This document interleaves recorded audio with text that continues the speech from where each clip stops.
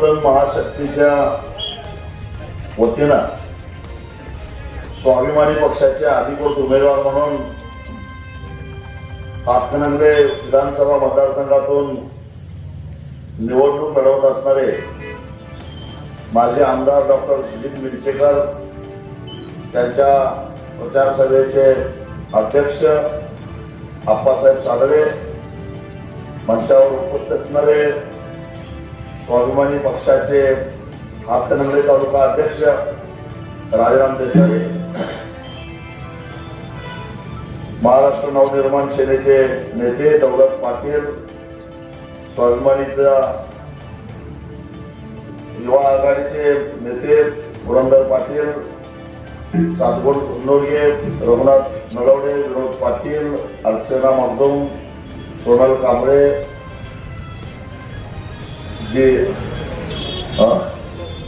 Deepatai कुन्नोडगे, Nikhil Conde, MR. Patil, Deepak More, सोंदलगे, Sushil Patil, Sushant Bhosale,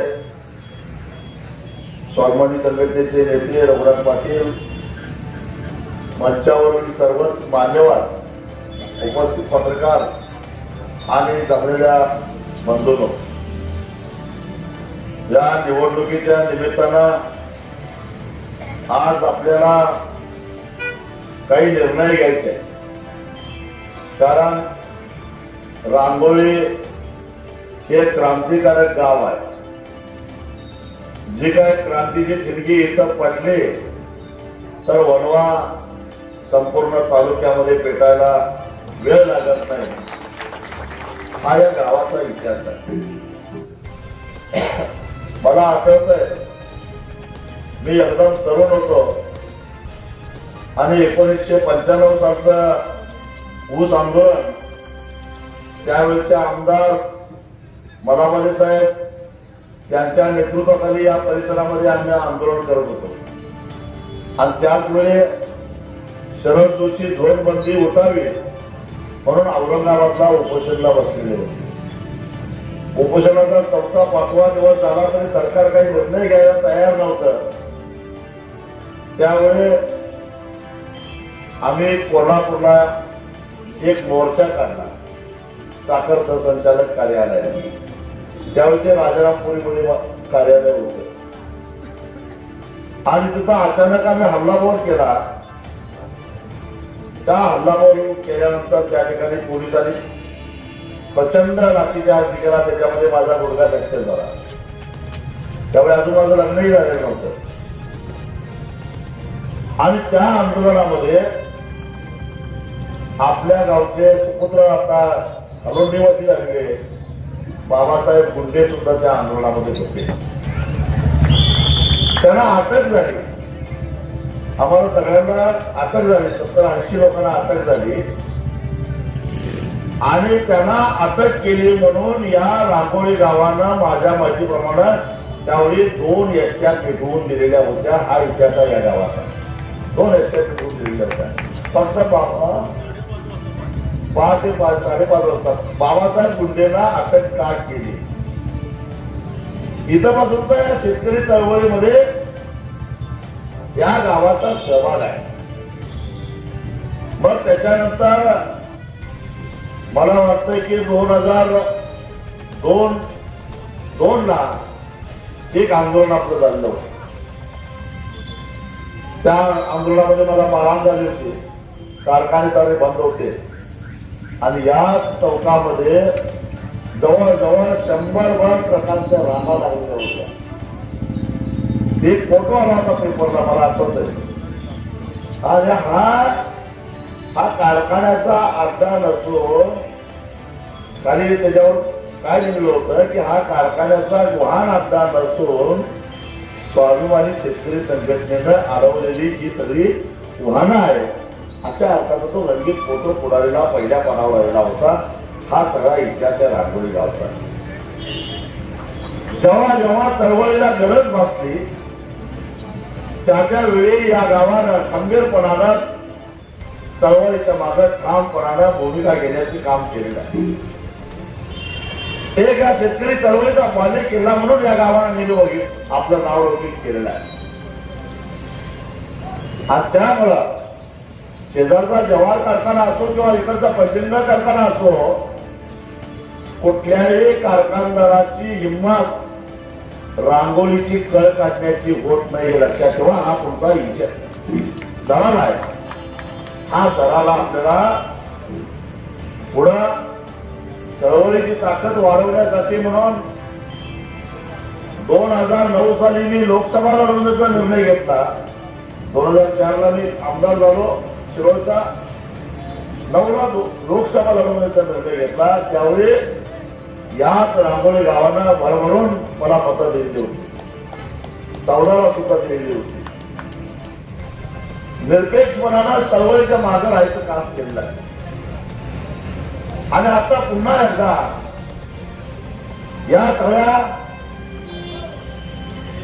या चळवळीच्या अस्तित्वाचा प्रश्न निर्माण झालेला आहे. वाहनाचा आवाज कमी होत नाही.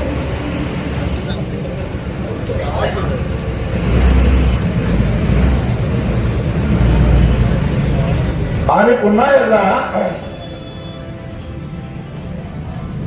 स्वाभिमानीच्या आंदोलनाला चळवळीला बळ देण्याची आवश्यकता भासायला लागली आहे. आणि म्हणून यावेळी एक तगडा उमेदवाराने हातकणंगले विधानसभा मतदारसंघातून उभा केलेला आहे. त्यांचं नाव आहे डॉक्टर सुजित मिरचेकर. आम्ही 10 वर्ष दोघांनी आमदार खासदार म्हणून जोडीनं या मतदारसंघामध्ये काम केलेलं आहे. त्या काळामध्ये कधीच आमचे खटके उडाले नाही, कारण दोघांची काम करण्याची कार्यपद्धती सारखी होती. आणि म्हणून ती मैत्री जागून आज त्यांना आम्ही स्वाभिमानीच्या वतीनं मैदानामध्ये उतरवलेला आहे. आता जे विद्यमान आमदार आहेत त्यांना मागच्या वेळी आम्हीच निवडून आणलेला आहे.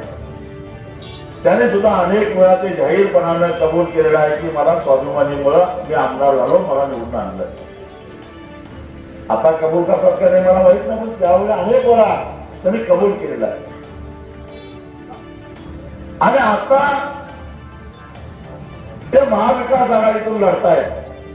कुणी कुठूनही लढावं, लोकशाहीमधला अधिकार दिला, मी त्याच्याबद्दल बोलत नाही, पण त्यांच्या एकूण भूमिकेबद्दल माझा आक्षेप आहे, संघटनेचा आक्षेप आहे. स्वाभिमानी शेतकरी संघटनेनं तुम्हाला जर का निवडून आणलेला असेल, आमदार केला, जयवंतराव आवळे साहेबांनी सुद्धा अनेक वेळा कबूल केलेलं होतं, तर मग महाराष्ट्राच्या विधानसभेमध्ये जेव्हा शेतकऱ्याच्या विरोधातलं धोरण ठरत होतं त्यावेळी राजू बाबा तुम्ही शेतकऱ्यांची बाजू घ्यायला पाहिजे होती, हा आमचा आक्षेप. जेव्हा आमच्या एफआरपीचे तुकडे करण्याचा निर्णय झाला त्यावेळी राजू बाबा तुम्ही तुमच्या तोंडाला कुलूप का लावलं, तुम्ही का नाही विरोध केला, हा आमचा सवाल. तुम्हाला माहित आहे आपलं भारत सरकार एकूण 23 पिकांना हमी भाव जाहीर करतो.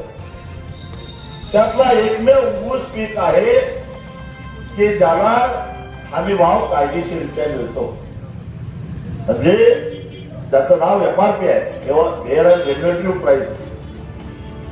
म्हणजे जर कारखान्यानं ती एफआरपी दिली नाही तर कारखान्याची मालमत्ता निलावात काढून त्या पैशातून शेतकऱ्यांचे पैसे भागवण्याची तरतूद कायद्यामध्ये आहे. कारण सरकारच्या या हमी भावाला गॅरंटीचा कायदा आहे आणि तो कायदा 2011 साली लोकसभेमध्ये मंजूर झाला आणि तो सहजासहजी झाला नाही. छोट्या मोठ्या पक्षांना बरोबर घेऊन मला लोकसभेचं कामकाज 6 दिवस बंद पाडावं लागलं. त्यावेळी कुठं 2011 साली तो कायदा झालेला होता आणि तो कायदा फक्त एका ऊस शेतकऱ्यालाच आहे, उताराच आहे. असा कायदा सगळ्याच पिकाला व्हावा म्हणून दुसरे खासगी विधेयक मी लोकसभेमध्ये मांडलं, पण दुर्दैवानं ती चर्चेला येण्यापूर्वीच माझी मुदत संपली आणि लागोपाठच्या 2 पराभवामुळे मला पुन्हा तिथं जाता आलं नाही. पण एकदा जाऊन तोही कायदा करून सगळ्या पिकाला FRP सारखा कायदेशीर अधिकार मिळवून दिल्याशिवाय मी स्वस्थ बसणार नाही. लढाई त्यासाठी चालू आहे. आणि इतर पिकाला तसं गॅरंटी नसल्यामुळं आज सोयाबीनचा भाव आहे 3800 ते 4000 रुपये आणि सोयाबीनचा हमी भाव आहे 4892 म्हणजे जवळपास 4900 रुपये, 4900 रुपयाच्या आसपास. मग आपण 3800 रुपयाला सोयाबीन काय विकतो? कारण जसा उसाला हमी भावाचा गॅरंटीचा कायदा आहे तसा सोयाबीनला कायदा नाही.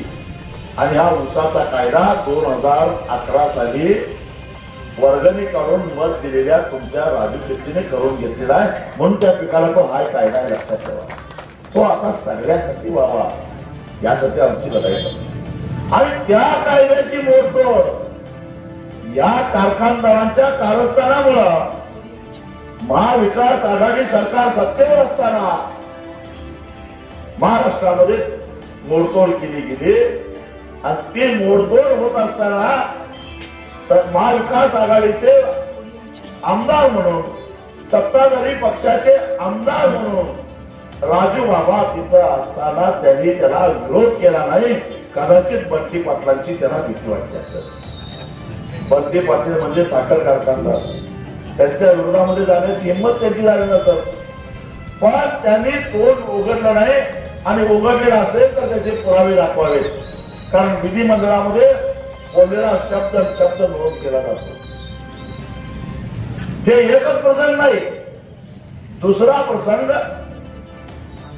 2013चा जो भूमी अधिग्रहण कायदा आहे तोही कायदा मी खासदार असतानाच्या काळामध्ये रात्री 1:05 संसदेमध्ये मंजूर करून घेतलेला होता.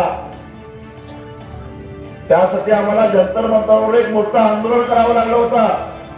मेधा पाटकर, उर्का महाजन पासून ते महाराष्ट्रातल्या देशभरातले आम्ही सगळे शेतकरी नेते त्या ठिकाणी आंदोलनात होतो. आणि ते झालेलं जे आंदोलन होतं त्या आंदोलनाच्या ठिकाणी सोनिया गांधी त्या ठिकाणी आल्या. त्याने आम्हाला विचारलं काय तुमचं म्हणणं आहे. त्यावेळेस आम्ही त्यांना सांगितलं की विकास कामाच्या नावाखाली आमच्या जमिनी शेतकऱ्यांच्या सरकार काढून घेतात आणि त्याला कवडीमोल किंमत देतात. विकासाच्या नावाखाली आम्हाला बर्बाद करतात.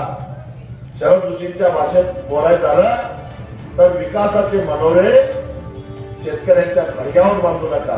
आमची थडगी बांधून त्याच्यावर विकासाचे मनोरे बांधू नका. आणि म्हणून विकास कामाच्या नावाखाली तुम्हाला जमिनी घ्यायच्या असतील तर त्याचा योग्य मोबदला आम्हाला मिळाला पाहिजे, जेणेकरून आम्हाला दुसरीकडे जमीन घेऊन शेती करता येईल. ही आमची माफक मागणी. त्याने त्यावेळेचे जयराम रमेश नावाचे ग्रामीण विकास मंत्री होते, त्यांना आदेश दिला या लोकांच्यावर चर्चा करा, यांना पाहिजे तशा प्रकारचा कायदा तयार करा आणि संसदेत आपण तो मंजूर करू. अनेक बैठका माझ्या जयराम रमेश यांच्यावर झालेल्या होत्या. त्यातून तो 2013चा भूमी अधिग्रहणाचा कायदा झाला. आणि तो कायदा होत असताना त्याच्यामध्ये काय तरतुदी होत्या बघा. पूर्वी आपल्या जमिनी काळंबावडी प्रकल्पाला गेलेल्या आहेत. त्यावेळी आपल्याला विचारलं का तुमची जमीन घेऊ का म्हणून. कलेक्टरना डायरेक्ट 7 वाजल्यावर शिक्का मारून टाकला.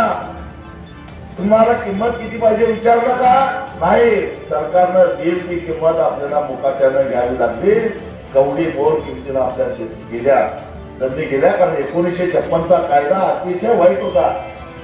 तो 56चा कायदा असं सांगतो की सरकार पाहिजे ती जमीन ताब्यात घेईल आणि सरकार देईल ती किंमत सरकार शेतकऱ्यांना मोकाट्यानं घ्यावं. जमीन द्यायला विरोध केला तर पोलीस बंदोबस्तामध्ये ती जमीन बळाचा वापर करून काढून घ्यावा असा हा 1956चा कायदा आहे. त्या कायद्याचा आधार घेऊन आपल्या सगळ्या जमिनी गेल्या. पण वारंवार असं आमच्या जमिनी घेऊ नका आणि आमचं नुकसान करू नका म्हटल्यानंतर 2013ला तो कायदा भूमी अधिग्रहणाचा तयार झाला. आणि त्या कायद्यानंतर असं त्या कायद्यामध्ये असं नमूद करण्यात आलं 90% शेतकऱ्यांनी संमती दिली तरच जमीन घेता येईल.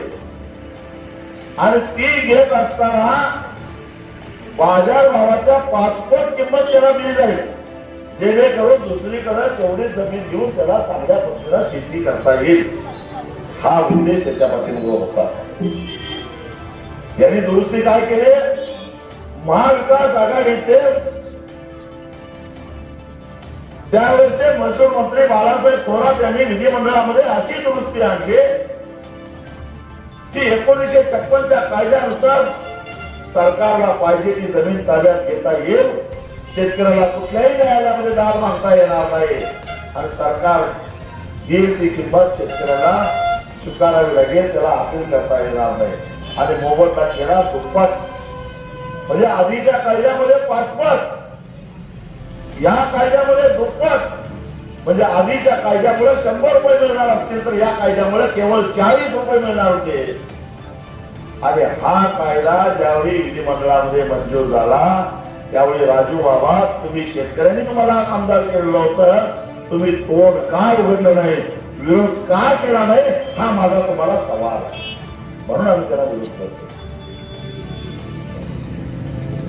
म्हणून आम्ही त्याला विरोध करतोय. त्यावेळी सुद्धा ते विरोधात बोलले नाही. आता या कायद्यामुळे काय होणार आहे, मला वाटतंय रांगोळीतनं नाही पण पट्टणकुर्लीच्या बाजूनं शक्तीपीठ महामार्ग जाणार आहे, आपल्या म्हणजे आपल्या शेजारनं जाणार आहे. अजून एखादा आपल्याकडे सुद्धा एखादा रेल्वे येईल. त्यावेळी जर का रांगोळीतल्या शेतकऱ्यांची जमीन गेली तर त्याला तेवढी मोड किमतीनं जमीन पैसे द्यावे लागतील.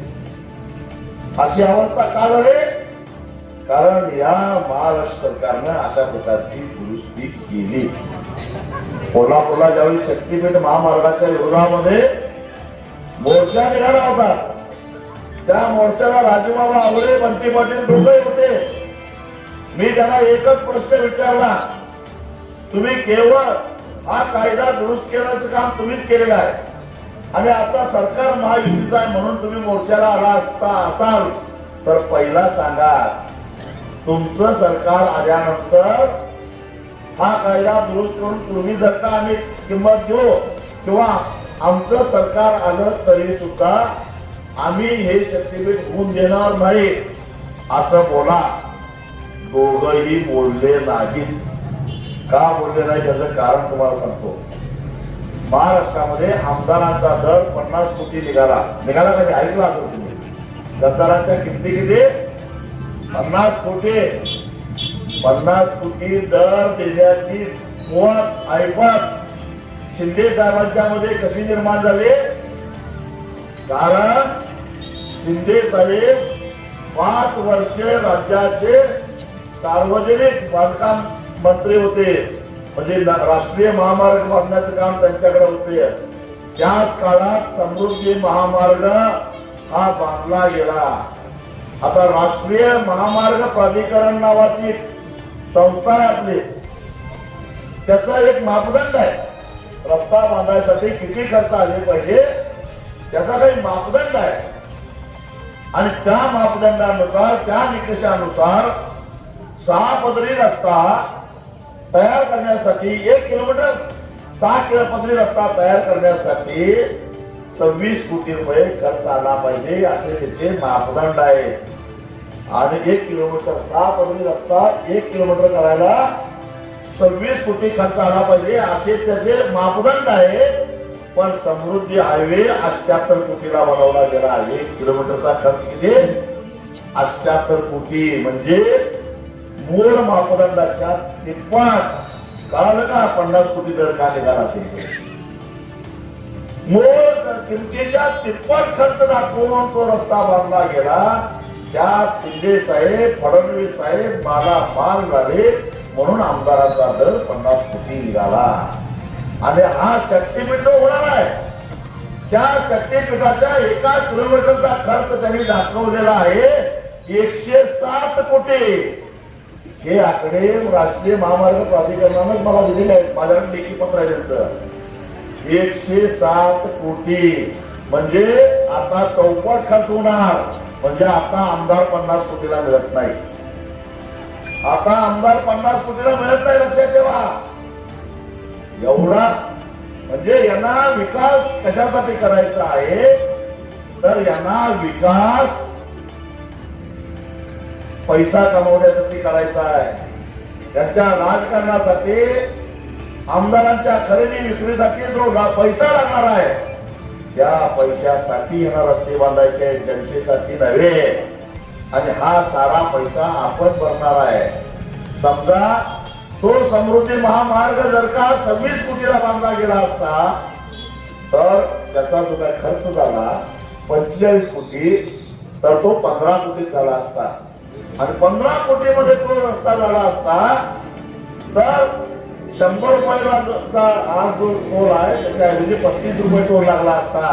म्हणजे पैसे आपल्या खिशातून जातात. लक्षात ठेवा, शक्तीपीठ सुद्धा काय फुकट नाही.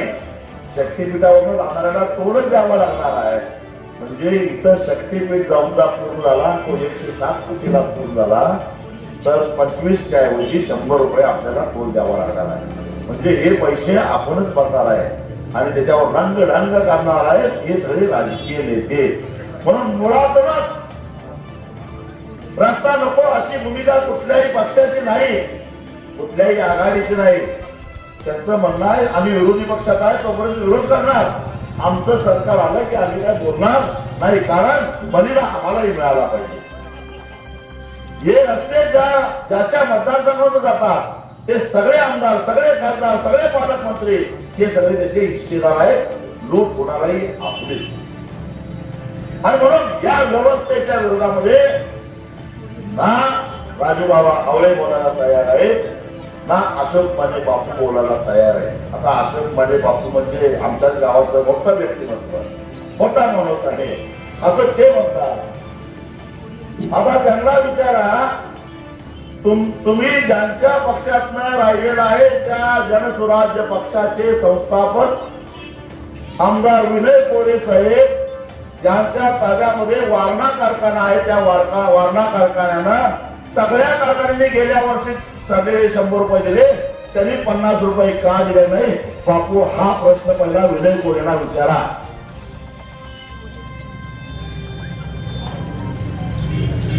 हा प्रश्न कुणाला विचारायला पाहिजे? विनय कोरेंना. उद्या 3 तुकड्याची FRP केली, मला चालणार नाही. समजा बापूंना आम्ही आमदार केला, त्या FRPचे तुकडे मी सहन करणार नाही, हे बाणेदारपणाला विनय कोरेंच्या पुढे बोलायची हिंमत बापूंच्या मध्ये आहे का? हे पहिला त्याला विचार. बोलतील ते कोरेंना. दोघंही साखर कारखानदारांचे हस्तक आहेत. हे काय बंटी पाटलाचं हस्तक, हे काय विनय कोरेंचं हस्तक, हे शेतकऱ्यांचे हस्तक होऊ शकत नाही. म्हणून मिंचेकरांना आपल्याला मत द्यायचं आहे, लक्षात ठेवा. गाव दत्तनं दिलं, गुरुदत्तनं दिलं, शरदनं दिलं, पंचगंगेनं दिलं, पंचगंगेनं 33 रुपये देऊन सुद्धा दिला. सत्ताजी घोरपडेनं दिलं, शाहूनं दिलं, हमीदवाडीनं दिला. मग वारणेनं का दिला नाही 50 रुपये? वारणा कारखान्यानं गेल्या वर्षी नाही, त्याच्या मागच्या वर्षी तुटलेल्या उसाला जे ठरलेले 50 रुपये द्यायचे होते, कारण त्यांनी 3000 रुपये दिले, त्यामुळे त्यांना 50 रुपये द्यायचे होते. या सगळ्यांनी 2829 रुपये दिले होते, म्हणून यांनी 100 रुपये द्यायचे होते. त्यांनी 50 रुपये का दिले नाहीत याचा जाब अशोकराव माने बापू विचारणार आहेत का? हा सवाल त्यांना विचारा, हा प्रश्न त्यांना विचारा. आणि मग हे कुणाचे तरी हस्तक आमचे प्रतिनिधी म्हणून विधानसभेमध्ये पाठवण्याच्या ऐवजी शेतकऱ्यांची भाषा बोलणारा, चळवळीची भाषा बोलणारा डॉक्टर सुजित मिंचेकर सारखा उच्च ऊर्जा घोषित असा माणूस विधानसभेमध्ये पाठवणं आणि हे आपल्या फायद्याचं आहे. मला खात्री आहे उद्या समजा आपला उसाचं आंदोलन झालं, आता मी बघणार आहे, आपण गेल्या वर्षी तुटलेल्या उसाचे 200 मागितले, या वर्षी तुटणाऱ्या उसाचे 37 रुपये मागितले. पण ते कधी निवडणूक झाल्यानंतर बघूया काय करतात ते. आता याचंही बघा, आमच्यामुळं कारखाने उशिरा सुरू झाले म्हणून आमच्या नावानं काही लोक बोंबलत फिरत होते का नाही? हा, संघटनेमुळं कारखाना उशिरा सुरू झाला, त्यामुळं आमचं नुकसान झालं. काय काय 7 नोव्हेंबरला ऊस परिषद झाली, त्यावेळी जिल्ह्यात एकही कारखाना चालू नव्हता. 9 नोव्हेंबरला दिवाळी होती, 14 नोव्हेंबरला दिवाळी संपली. दिवाळीतच 3 मोठे पाऊस पडले होते. त्यामुळं जवळजवळ 16-17 तारखेपर्यंत शेतात, माळावरच्या शेतात सुद्धा जाता येत नव्हतं. आणि अशा परिस्थितीमध्ये जे आंदोलन झालं जव्हारवरचा, गुरुदासवरचा, ते 16 तारखेनंतर झालं. 23 तारखेला आपण राष्ट्रीय महामार्ग रोखला आणि त्यावेळी मुख्यमंत्र्यांनी हस्तक्षेप केला आणि मग 100 रुपये द्यायचं कबूल झालं आणि मग आपण आंदोलन मागे घेतलं. म्हणजे आम्ही आंदोलन किती दिवस केलं? 17 आणि 23, फक्त 6 दिवस. आणि आमच्या नावानं मुंबईत किती दिवसाचा ते जवाहरचा अहवाल काढून बघा. त्यात त्यांनी म्हटलंय 25 दिवस स्वाभिमानीमुळं कारखाना बंद राहिला. कसं, कुठल्या, कोण अहवाल लिहिणारा काय सुधीर होता?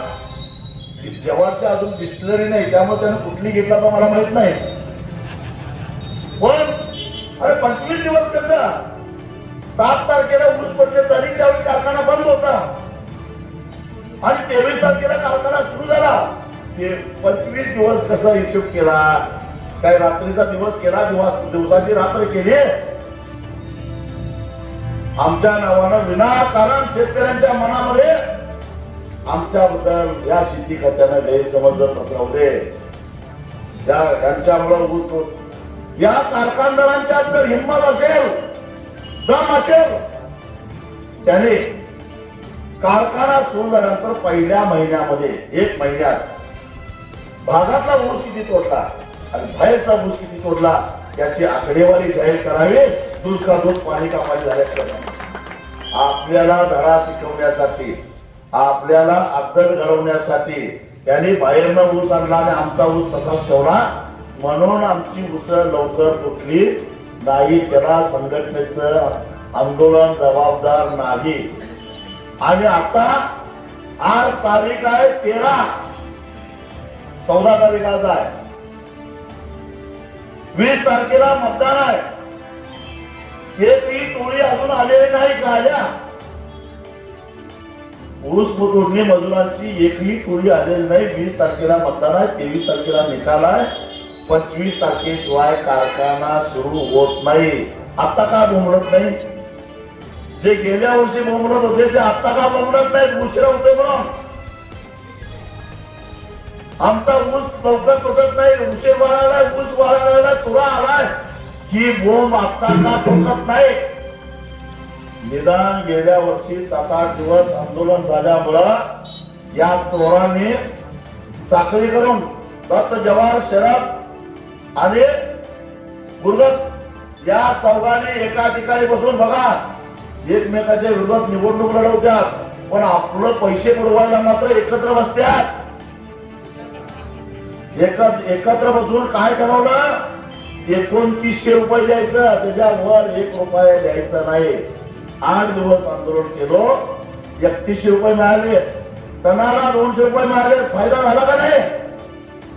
मग आम्ही जर गप्प बसलो असतो तर हे 200 रुपये तरी दिले असते का? 100 टनाचं झालं 20,000, 50 टनाचं झालं 10,000. जवाहरनं जवळपास मला वाटतं गेल्या वर्षी 11 लाख टन काढलं. म्हणजे 36 कोटी रुपये जवाहरचे 8 दिवसाच्या आंदोलनामुळे जादा मिळाले. दत्तनं 12 लाख टन काढलं, 24 कोटी रुपये दत्तचे मिळाले. गुरुदत्तनं 14 लाख टन काढलं, 28 कोटी रुपये गुरुदत्तचे मिळाले. पंचगंगेनं 11 लाख टन काढलं, 22 कोटी रुपये पंचगंगेचे मिळाले. शरदनं 8 लाख टन काढलं, 16 कोटी रुपये शरदचे मिळाले. किती पैसे झाले? एवढा पैसा आम्ही आधीच वाटलाय. पाहिजे ते मिंचेकरांच्या वतीनं वाटले असं समजा. तुमच्या अकाउंटला आलंय. वाटणाऱ्यानं मध्ये काय खाल्लं नाही, एखादी नोट काढून घेतली नाही, हे तुमच्या खात्यावर आलेले आहेत. किती आकडे सांगितले? 100 कोटीच्या वर गेला ना आकडा. ही माकडं काय 100 कोटी वाटणार आहे? एवढे पैसे तुम्हाला मिळाले आणि त्याच्या बदल्यात काय सांगतोय? पुन्हा पुढच्या वर्षी असंच आंदोलन करण्यासाठी आम्हाला ऊर्जा मिळावी म्हणून तुमचं एक मत मिंचेकरांना द्या, एवढंच आमचं साधं मागणं आहे. आणि त्यामुळं मी सुद्धा बघणार आहे. तुम्हाला काय वाटतंय माहिती काय, बऱ्याच शेतकऱ्यांना आपल्यातल्या हे काय असलंच आहे, त्याला मत दिलं नाही तरी चालतंय, त्याला 2 वेळा पाडलं तरी आंदोलन करतंय, मोर्चे काढतंय, आपल्याला वर्षाला उसाचा दर मिळवून देतोय. पण आता जर आम्ही शाना राहू. आता मी बघणार आहे 20 तारखेला तुम्ही मतदान कुणाला करताय. मागच्या वर्षाचे 200 रुपये वसूल करायचे असतील, तुटणाऱ्या उसाला 3700 रुपये मिळायचे असतील तर तुम्हाला मिंचेकरांनाच मत द्यावं लागेल. तर तुम्ही आणि तुमचं नशीब. ठेवा विश्वास अण्णावर, ठेवा विश्वास पुणेश्वरावर, ठेवा विश्वास गणपतरावावर, ठेवा विश्वास माधवराव गाडगेवर. आणि कोण राहिला अण्णा मंत्री घालत नाही. आणि अण्णाचा आणि कोण आहे का बघा, ते इमानदार देतात का तुम्हाला. जोपर्यंत आमच्या हातात उसाचा पुडका आहे तोपर्यंत केली त्याची लक्षात. आम्ही हातातला उसाचा पुडका खाली ठेवला, शेतकऱ्यांना तुमचं काय खरं नाही. त्यामुळं आता सगळे कार्यकर्ते सुद्धा माझ्यावर खवळलेले आहेत. फुटसूट आम्हाला केसेस घ्यायला लावतात. आज दिवसभर माझा कोर्टात गेला माहिती आहे. एवढं निवडणूक महत्वाचं असताना सुद्धा अख्खा दिवस मला कोर्टात तारखेला बसावं लागतं. काय काय नाही, कुणाचा गुन्हा आहे माझ्यावर 302, दरोडखोरीचा आहे 307, हात मर्डर आहे 307, 309, 295 सगळे गुन्हे आहेत. का तर आम्ही आंदोलन करतो. कधी तक्रार केली महाराष्ट्रात एकही कोर्ट असं नाही की ज्या कोर्टात मी गेलो नाही तारखेला. आणि एवढं करून जर का शेतकरी आमच्या बरोबर राहणार नसतील तर आम्हालाही वाईट वाटणार. शेवटी आम्ही काय साधू संत नाही, माणसं आहे, खऱ्या माणसाची माणसं आहे. आणि त्यामुळे ही उपेक्षा तुम्हाला बाहेर एक साधी गोष्ट आहे. तुमचं पैसे बुडवायचं म्हणून ते चौघ एकत्रित बसले आणि 2900 रुपयाच्या वर जायचं असं ठरवलं.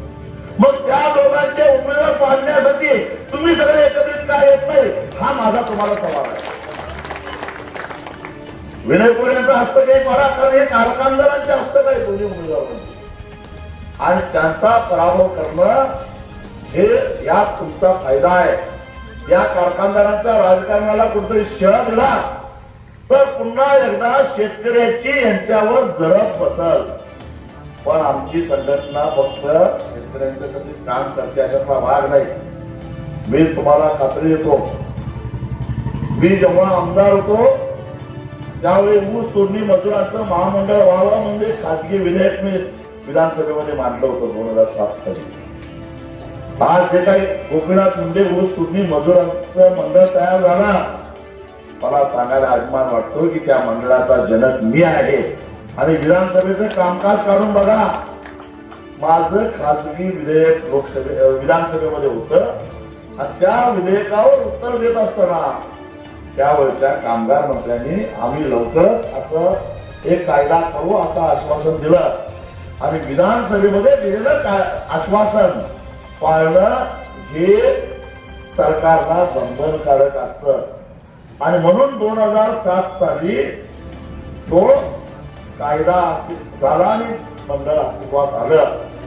त्याच धर्तीवर मी काय म्हटलं की त्याच धर्तीवर जसं ऊस तोडणी मजूर कल्याण मंडळ आहे, माथाडी कामगार कल्याण मंडळ आहे, बांधकाम कामगार कल्याण मंडळ आहे, सफाई कामगार कल्याण मंडळ आहे, त्याच धर्तीवर तुमच्या माझ्या शेतामध्ये काबाड कष्ट करणारे जे शेतमजूर आहेत त्यांचं कल्याण मंडळ स्थापन करण्यासाठी इथनं पुढे स्वाभिमानी संघटना आवाज उठवणार आहे, रस्त्यावरची लढाई लढणार आहे. आणि नुसतं रस्त्यावरची लढाई लढणार नाही तर तसं एक खाजगी विधेयक मी स्वतः माझ्या देखरेखीखाली तयार करून डॉक्टर सुजित मिंचेकरांच्या वतीनं महाराष्ट्राच्या विधानसभेमध्ये ते आम्ही मांडणार आहोत. आणि हे जर का शेतमजूर कल्याण मंडळ झालं तर 65 वर्षे पूर्ण झालेल्या शेतमजुराला पेन्शन मिळेल. वार्धक्यामध्ये त्यांना विम्याचं संरक्षण मिळेल, मेडिक्लेम मिळेल आणि त्यांच्या मुलांना स्कॉलरशिप मिळेल. ही व्यवस्था हा एक सामाजिक प्रश्न आहे आणि म्हणून ते होणं गरजेचं आहे. यासाठी स्वाभिमानी शेतकरी संघटना रस्त्यावरची लढाई लढल. स्वाभिमानी संघटनेचे निवडून आलेले आमदार मग ते उल्हास पाटील असो किंवा मंचेकर असतील, ते विधानसभेत मांडतील, विधेयक मांडतील, त्याचं कायद्यात रूपांतर करतील. हा सुद्धा स्वाभिमानी शेतकरी संघटनेच्या वतीनं तुम्हाला दिलेला शब्द आहे. मी अजून एक वचन देणार आहे आणि ते म्हणजे गेली 4-5 वर्ष झालं जिल्हा परिषदेच्या आणि नगरपालिकेच्या निवडणुका झालेल्या नाही.